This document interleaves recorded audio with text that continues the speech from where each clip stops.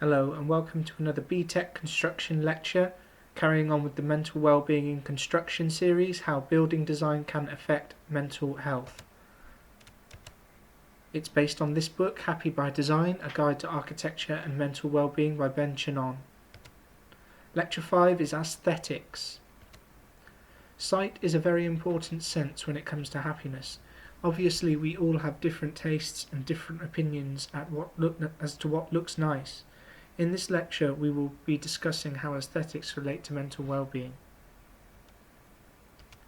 Use colour wisely. Colour has been shown to have impact on mood and behaviour. For example, cool bright blue street lights reduce crime and make people feel more safe at night when walking. Colour can be used to create certain moods and atmospheres.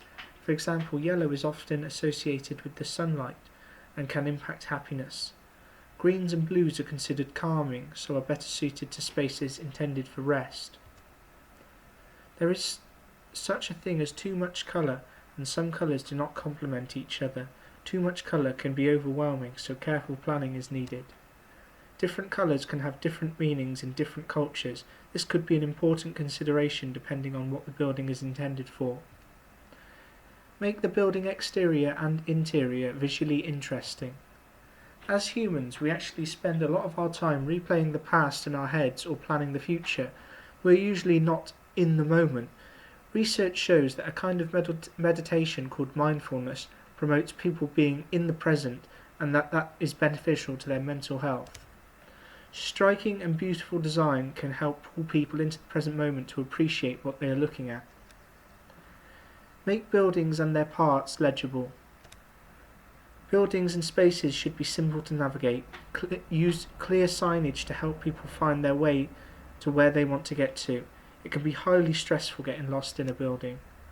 All parts of the building that are to be used, such as something as simple as a tap, should be easy to use. The aesthetics are important, but as parts need to be fit for purpose in all cases. Celebrate the simple. We often prefer handcrafted works over objects that have been mass-produced. Sometimes imperfect handcrafted objects can give a sense of simplicity and security. It's back to the idea of pulling your attention into the moment.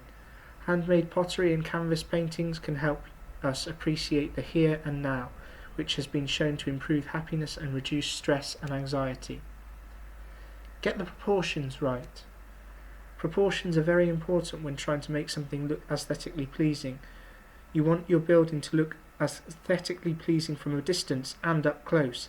Getting the proportions and the positioning of the objects will play an important part to making an attractive building or space. As we have said, aesthetically pleasing sites have a relationship with human happiness. And that's the end of that lecture on aesthetics. The next one would be on activity.